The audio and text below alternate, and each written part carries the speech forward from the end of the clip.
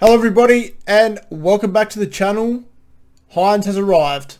He's here and absolutely destroyed the Dragons.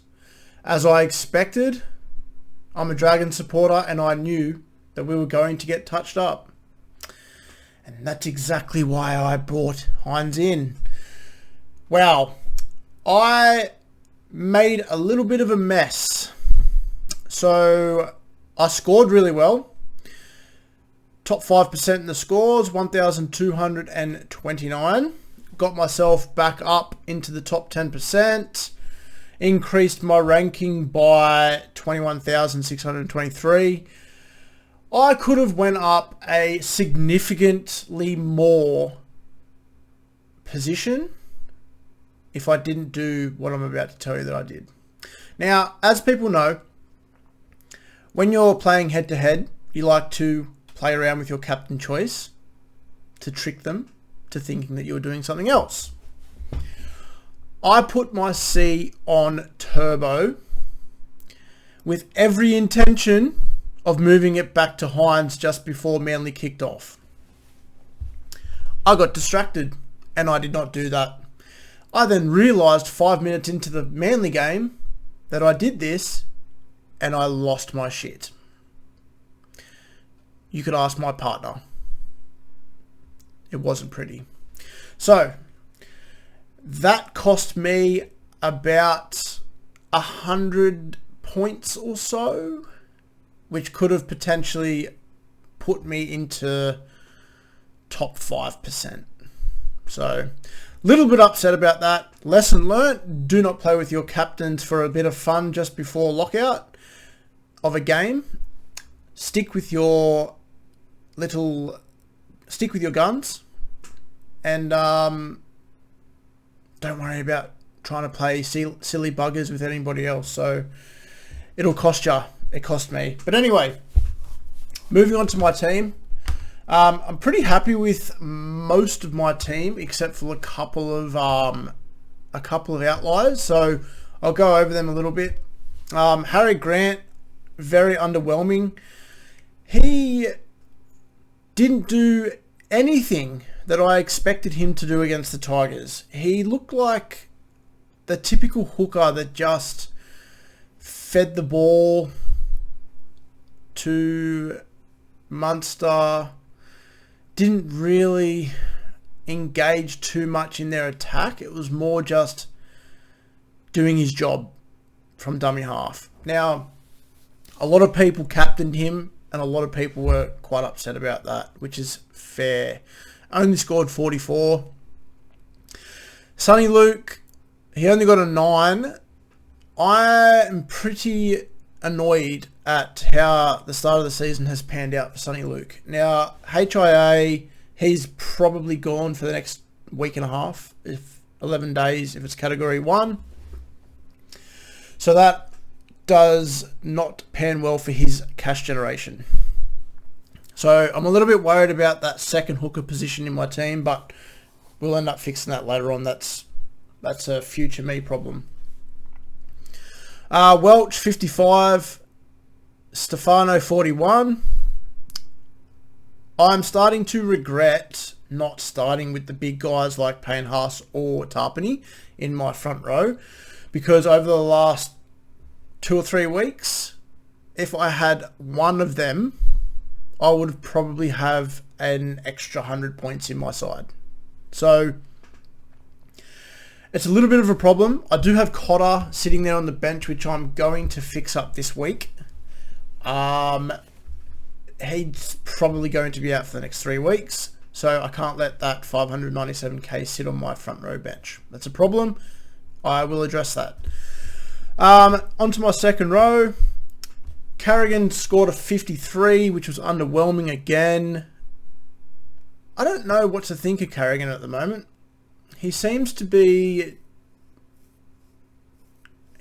just get that 50 to 65 range mark, but he doesn't have much upside.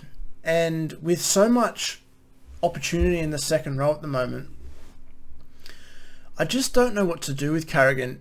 I'm not trading him, But geez, there's some other players that are floating around at the moment that I'd love to get in on. Hopgood 77 went back to his normal. Jackson Ford is there in my starting side. I didn't start Jackson Ford. I've put him in my side for this week. I unfortunately went with Alamotti over Jackson Ford, and that was the wrong choice to make. I did consider Jackson Ford quite a lot. I just thought there'd be a bit more attacking upside with Alamotti, but there was not. So Jackson Ford will probably start in my side this week. 72, pretty happy with that. David Fafita, unreal, 96. Look, you ask Fafita to do a job, he'll do a job. 96, pretty happy with that. He seems to have found that form that we wanted to see. So he's got a bye this week, not moving him on, sitting him on the pine for the following week against the Dragons. Everybody is going to want to play Fafita next week against the Dragons. So Preston 42, a little bit underdone, but he's in there to do a job, and that is to make some money. So not too phased about the 42. Nico, mate, 180. What I said in my previous episode, was I would rather own him than stress about not owning him and watching him get 180 points. Unreal. Now you have to ask yourself, what are you going to do with HYNES this week? Do you get him in now and play him against the Warriors and then put him on the bench or put him on the pine the following week for their bye? Or you just stick to your guns and wait until after the bye? Now, HYNES has a BE of 9. So he's going to make a lot of cash. He's going to make... Let's just say he scores 100 this week. So that's 100, 180, and then his third game is obviously the bye, and then I think the following game, I'm not quite sure, but let's just say he makes 100k. There's $1 million. There's $1 million. So do you just swallow your pride and get HYNES in now, or potentially pay top dollar in getting HYNES in? Pretty sure actually he doesn't change price until round 8, I believe. He doesn't change price until round 8. So you could get him in after the buy at the same price, which I'm assuming most people will. But just keep in mind, if you're not planning on getting him until after that, you're probably going to be looking at paying up to $1 million for him. So anyway, very happy with HYNES, even though I'm very upset that I didn't captain him. As you can see, the C is on him right now, and it is not moving. No way in the world. It's staying there. Cleary, 77. He lost some money, obviously. But, I mean, look, that 2-point field goal was probably the most clutch thing I've ever seen when it comes to a field goal in the NRL. Now, Cleary just does Cleary things. Dewey, 54. I honestly expected less. I thought Dewey would score 30 and I was just going to cop it on the chin because I couldn't fix him up this round. But he got a 54 at fullback. I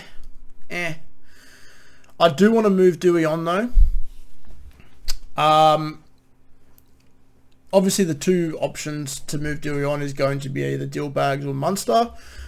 I am leaning towards Dillbags just because of the Eels soft draw. But I'll see what I can come up with. Didn't play Schuster, thank God. I looked at the draw and I thought, yes, Schuster came out playing extremely well the previous game, scored himself a 60, got a couple of try assists. But I just had a look at the magnitude of the game between Manly and South, and I just thought, I can't see South letting Schuster get that many attacking stats. Thankfully, I was right, and he only scored 26. So I was happy that I left him on the pine. But this week, I probably will be playing him. He's got a pretty favourable draw up against the Knights at home. So I'll move him over here. He's in my starting side. Karaz, 92. What an absolute gun. He made so much cash. He's now 738k. So if you didn't get on Karaz over the last couple of weeks, I dare say you have missed the boat. So unlucky. There are other options out there.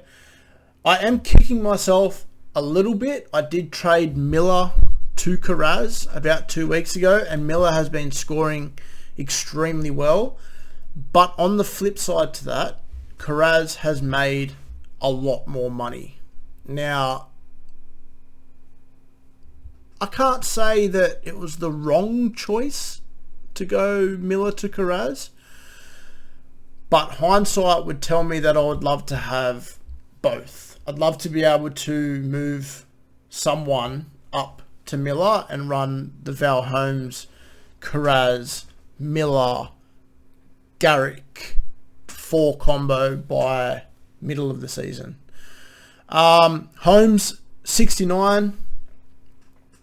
Holmes just seems to be plotting out decent scores without doing much. So I'm pretty happy to just keep him there. I mean, there's going to come a game soon where Holmes just goes mental and scores 2 or 3 tries in one game. And I think the people that are moving him on now,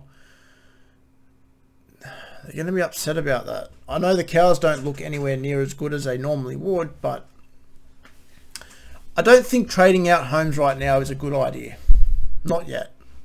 Lemelu, he did exactly what I thought he would do, and he gave me that 58 points. I thought he would get 60 something, but I think he was up to 60 something, but updates brought him back down to 58. Now, he's got a very low BE. I think he's negative. He's got a negative BE of 8 something. I think it's -8. So he's got the Dragons next game. If he can pump out a 60 again, beautiful. He will make me the cash that I thought he would. Fingers crossed that he can make enough cash to get me up to someone like Miller or Marzu. I wanted Marzu at the start of the season. The reason why I didn't get Marzu in the start of the season is because he wasn't named. He's back. He looks better. I don't see a world. Actually, no. Surely Marzu starts from here on in. Surely he does not. I don't even know. The Knights coach, he just doesn't. Yeah, I'm not even going to get into it. Alamotti 41, pretty disappointing to be fair. I did expect a lot more from Alamotti. Blah blah blah. Wouldn't it have been nice if I just played Cam Pereira? Says every single player in Supercoach today, except for a very, very small percent of people. Wow, 117.